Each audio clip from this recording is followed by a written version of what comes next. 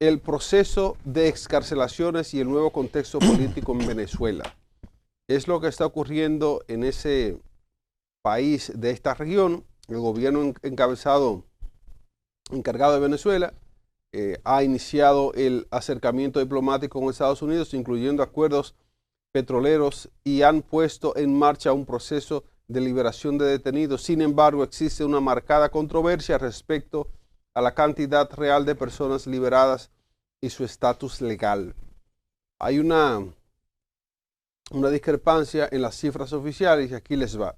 El gobierno interino y sus voceros han presentado cifras de excarcelados que superan los conteos independientes, negando a su vez la existencia de persecución política. No, no era política.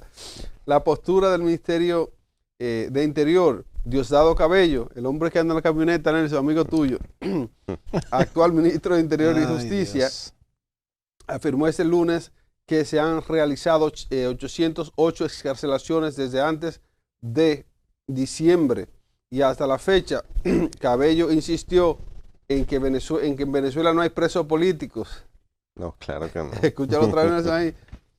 Describiendo el proceso como una revisión de casos de personas que cometieron delitos, excluyendo explicaciones a implicados en homicidio, pedofilia y narcotráfico. Declaraciones de la presidencia encargada. El viernes anterior, la mandataria encargada, Delcy Rodríguez, había cifrado las liberaciones de 626 personas. Aquí le hablamos de la verificación de ONG y la oposición. Es que los organismos no gubernamentales y la oposición política cuestionan la veracidad de los datos oficiales, reportando números significativamente menores tras su proceso de verificación. El Foro Penal, en esta ONG que lidera la defensa de los derechos humanos, declaró que las cifras oficiales no cuadran con los registros. Hasta el lunes, dirían que habrían confirmado 266 excarcelaciones vinculadas al anuncio realizado del 8 de enero. Si se cuenta este diciembre, la ONG ha verificado un total de 383 liberaciones.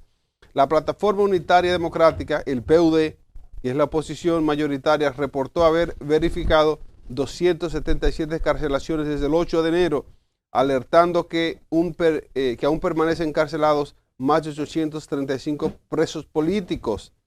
Diosdado dice que no son políticos, que son pedófilos. Tensión social y transparencia.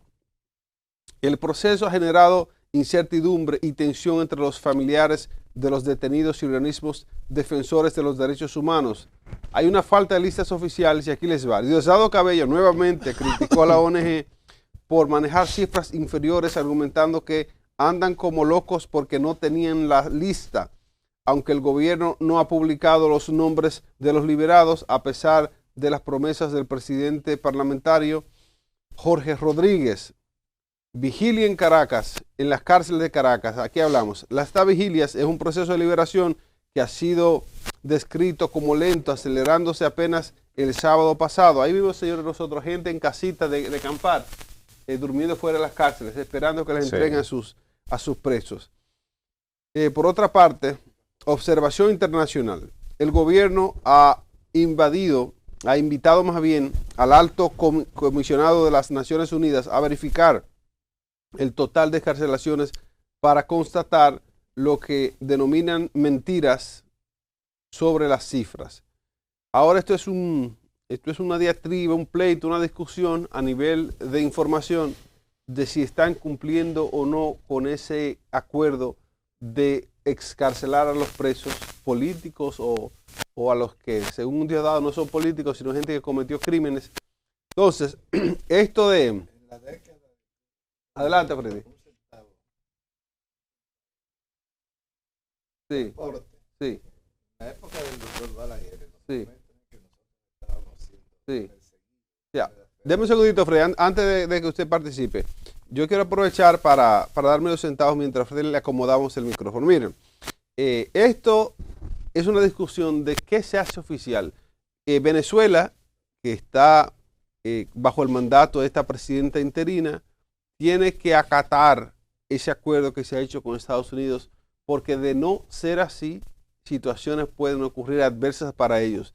El acuerdo de liberar los presos políticos que hay, que no entiendo, Diosdado es un personaje, señores, porque la razón del acuerdo mismo dice que son presos políticos. Y que eres muy diplomático al llamarle solo personaje a Diosdado Cabello. Bueno, porque no podemos poner al mismo nivel, Freddy. Yo me pongo aquí y Diosdado y yo no tiramos esta piedra por las redes virtuales, pero bueno, queremos saber si producción está listo para que Freddy Aguas Vivas salude a la audiencia y nos entregue sus 2 centavos. ¿Estamos listos? Claro que Adelante, sí. Freddy. Este es un equipo full. Adelante, Freddy. Gracias a que Nicolás me ayudó en eso. Y a William. Mira, me suena mucho porque nosotros en la década del 70, una de las principales banderas de lucha era la libertad de los presos políticos y el regreso de los exiliados.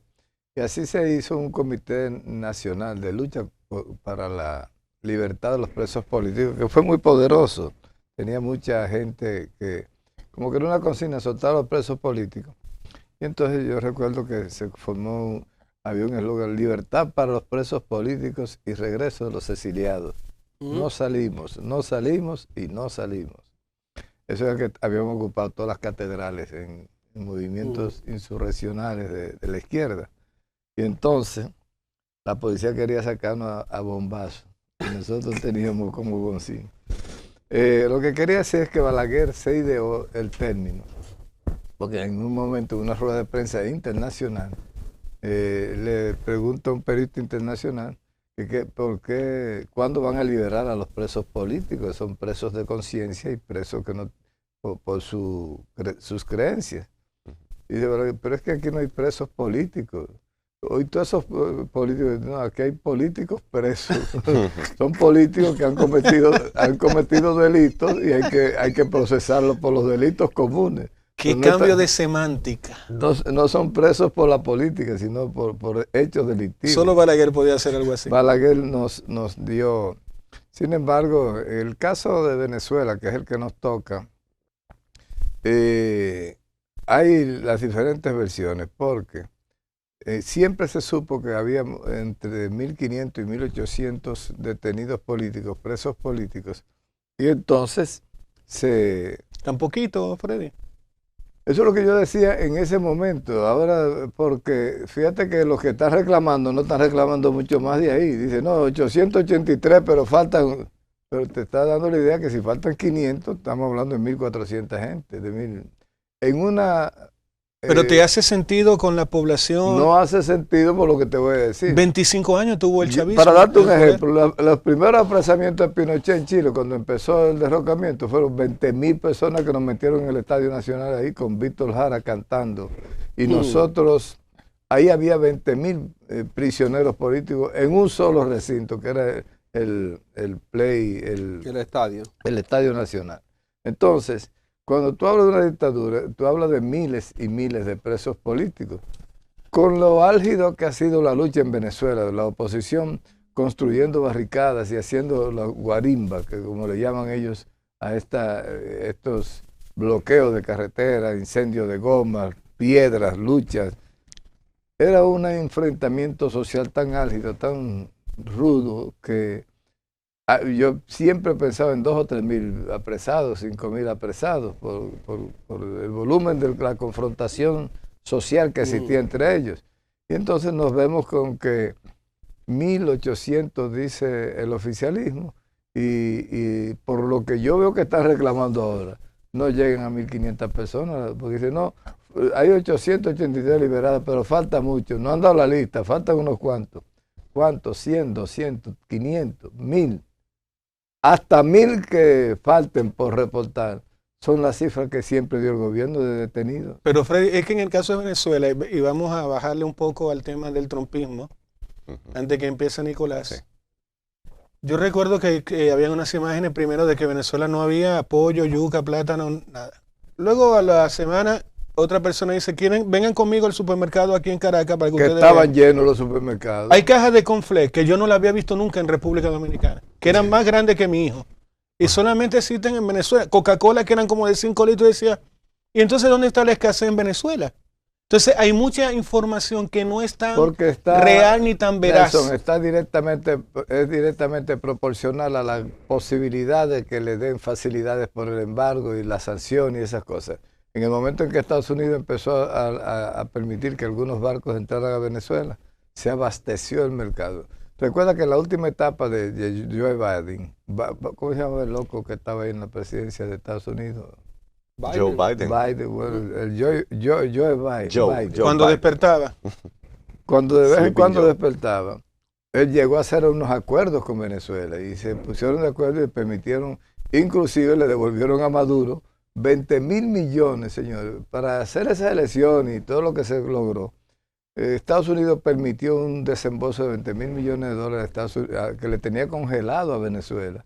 Y Venezuela con esos 20.000 millones hizo así, y respiró hondo y se relanzó. Entonces, pero eso lo hizo Estados Unidos. Estados Unidos fue el que permitió que ese abastecimiento regresara a Estados Unidos y que las cosas se pusieran un poquito más soportables. Ahora, el caso es que la democracia que se ejerce en Venezuela, tutelada por los yanquis, es una democracia ahora que tiene sus altas y sus bajas, porque no hay nada que, por ningún lado, que diga soberanía nacional, por ningún lado. Tú no te encuentras ninguno de los gestos, tú dices, bueno, ¿qué respeto hay a la identidad de un pueblo, a la soberanía nacional, al respeto a sus instituciones, el poder de la democracia donde el pueblo elige sus gobernantes y entonces se da los gobiernos que quieran? Entonces, en Venezuela, Pero los gobernantes, disculpa Freddy, se pueden equivocar porque vemos ahora Donald Trump es un loco y votaron seres humanos por él. Y lo ejerce, es un loco y lo ejerce con brillantez, que ese es el peligro. Donald Trump está llevando al mundo a una situación difícil. Matando a su propia gente. Y te voy a decir una cosa. Donald Trump tenía una obsesión tal por lograr el premio Nobel de la Paz que hizo muchas concesiones, hizo mucha vaina bonita y puso a dos gente a firmarle. Yo le decía aquí a Nico y a ustedes, señores, ustedes quieren apostar que no hay paz en Gaza, que no va a haber 711 muertos después de la declaración de paz, 700 y pico, miles de detenidos. Eso ha seguido igualito, señores. No ha seguido igualito, Freddy. Ha seguido igualito. Ahora están vendiendo, están vendiendo un resort, están vendiendo que la construcción de un centro financiero, un resort en Gaza. Arriba de todos esos muertos, arriba de toda esa sangre, arriba de todos esos huesos, están construyendo un resort de lujo en Gaza. Entonces, ¿qué pasa? Que ahora ya le dijo Trump a los de Dinamarca, le dice, ya a mí no me interesa la paz como bandera de lucha. Peligrosísimo, sí. Usted no quisiera dar su premio, haga lo que le dé la gana. Aunque le robó el de María Cristina. María Cristina se llama la... María Corina. Siempre se te olvida el nombre de ella. Ella se lo regala. Él tiene como un trauma con esa señora. Algo tuvieron. Es lo mismo, empieza con M. Entonces, eso que está haciendo Trump ahora, señores. Trump quiere Groenlandia, pero quiere Venezuela, pero quiere Cuba, pero va a meter al mundo en ebullición. Un conflicto por aquí, otro por allí. Aquí, ¿por qué lo va a meter en ebullición? Porque cuando Estados Unidos toca a Venezuela, está tocando a China y está tocando a Rusia y está tocando hasta Irán, el mismo Irán que está construyendo todos sus drones, los está ensamblando en Venezuela y el uranio enriquecido está... ¿Y por qué no han hecho nada ninguno? ¿Por qué? Porque no han hecho nada ninguno, porque no salió Irán, porque no bueno, salió porque China, los procesos sociales no son en defensa de Maduro. Los procesos sociales no son calenturientos. Cogí un encojonamiento y mandé a todo el mundo para el carajo. No, es un proceso que tiene táctica y estrategia, que tiene procesos. Sí, pero si a un aliado mío me lo tocan, yo algo debo de hacer. Yo no puedo quedarme con los brazos cruzados. ¿Cómo tú sabes que no están haciendo algo? ¿Cómo tú sabes? China, por ejemplo, China, por ejemplo, hace 3 meses, puso en el mercado los 600.000 millones de dólares que tiene en eso fue de dólares. Eso fue mucho antes de que sucediera lo de Maduro. No, mucho antes no. Y después de eso, ellos volvieron a comprar dólares. Es una forma de... O sea que fue un... Es una forma se echaron para atrás, pero después volvieron. Le da un tablazo al dólar, el dólar se tambalea y entonces van creciendo las potencias. En este momento, son inmensamente superiores a las transacciones en yen japonés, en moneda china, en el rublo ruso. Y entonces son fortalecimientos, tú lo vas viendo despacito y despacito, como decía pero la canción del le están mintiendo quienes le han dicho eso, Freddy, porque todavía el dólar tiene la supremacía. Esa es la realidad. Ese embuste no es verdad. No, señores. esa es la realidad, porque el dólar es la moneda más débil. hablan. Lo único que Donald Trump tiene una maquinita ahí, mira que tenemos un déficit de 2.000 millones de dólares. Imprímeme 2.000 millones de dólares. Bueno, el déficit presupuestario de Estados Unidos es la vaina más grande de la bolita del mundo. El déficit presupuestario, eso está en colapso total. Ahora, ¿qué pasa? Que hasta que no venga una autoridad mundial que se respete y le ponga las reglas de juego, ellos van a estar imprimiendo dólares por un tubo y eso, a ellos les importa un carajo. Los números Nico, están ahí. Hablan por sí solos. Te voy a robar 2 segundos yo te voy a decir una cosa, Nico, y te la digo aquí públicamente delante de nuestros amigos y relacionados, que ya en el mes de diciembre fueron casi 50 millones de personas que por diferentes vías decidieron ver una nueva mañana gracias a todos ellos. A mí me decepcionó bastante lo que hizo Trump en Venezuela por lo siguiente. No debilitó la estructura del chavismo. Las dictaduras, para que tú lo sepas, Nicolás, están hechas para que si muere el dictador haya una segunda línea de mando que tome de inmediato el poder. Eso es así. Y en el caso del chavismo tuvieron 25 años para lograr construir esa infraestructura. En un informe de la CIA lo que dicen es, Nicolás, para darte un poquito de razón, que hubiese sido bastante costoso darle un golpe a toda la estructura del chavismo, que no había el tiempo también, y que de alguna manera lo que dicen los informes de la CIA era que el nivel de convulsión regional, político, hubiese sido bastante grande. Se hubiesen aniquilado a los hermanos Rodríguez, Diosdado Cabello y a todo el mundo al mismo tiempo. Ahora, ¿en qué sentido tiene razón Freddy Aguaviva? Lamentablemente porque es un comunista. En que lamentablemente, de nuevo, el pueblo se quedó esperando. ¿Van a haber elecciones en Venezuela? La respuesta es un no rotundo. ¿Va a haber un cambio de dictadura? Tampoco. Delcy Rodríguez, la que manda allí, no solamente Delcy, Diosdado Cabello, Vladimir Padrino, Jorge Rodríguez, sigue siendo la misma estructura militar. Yo no creo que ellos liberen a todos los prisioneros de golpe. Ella dijo el día de ayer, Nicolás, Delcy Rodríguez, que ella no se va a dejar llevar ya por el poder de los Estados Unidos, que ellos van a hacer lo que les dé la gana. Claro, ¿Cuál es tu opinión? Yo vi el video. Eso está claro. Eso es una obra de teatro. O sea, esa es la realidad, porque al final todas las decisiones que se toman son una línea que ha bajado Estados Unidos. O sea, al final todas las decisiones que toma Delcy Rodríguez es obedeciendo a los dictámenes de Estados Unidos. Ahí quien gobierna no es Delcy. Incluso insultar al mismo gobierno americano. Salió el chavismo del poder. No es Delcy. Salió el chavismo del poder. Quien gobierna ahí, lamentablemente, vamos a decirlo, es Marcos Rubio. Marcos Rubio es quien le dice a Delcy lo que debe o no debe hacer. Ahora, eso de los presos políticos, quizás ellos no van al ritmo que se le está pidiendo, que le ha pedido Estados Unidos, pero están haciendo exactamente lo que le ha pedido Estados Unidos. Hay que soltar a los presos políticos, hay que excarcelar a esas personas, y eso es lo que ellos están haciendo. Ahora, el chavismo está más débil que nunca, esa es la realidad. Ahora mismo, no sé si tú te fijas que hay una disputa entre Diosdado Cabello y entre Delcy Rodríguez. Esa es la realidad. Hay un pleito ahí que si tú lees entre líneas en lo que dice cada uno de ellos, tú te vas a dar cuenta que hay diferencias. Diosdado Cabello está hablando de los traidores. Lo vi inclusive en un discurso recientemente que estaba diciendo, tenemos que ir en contra de los traidores. Tenemos que mostrar quiénes son los que están leales al chavismo, y en pro de eso es que debemos trabajar. No mencionó en ningún momento a Delcy Rodríguez, pero se sabe y se ha dicho que Delcy Rodríguez fue quien entregó a Nicolás Maduro.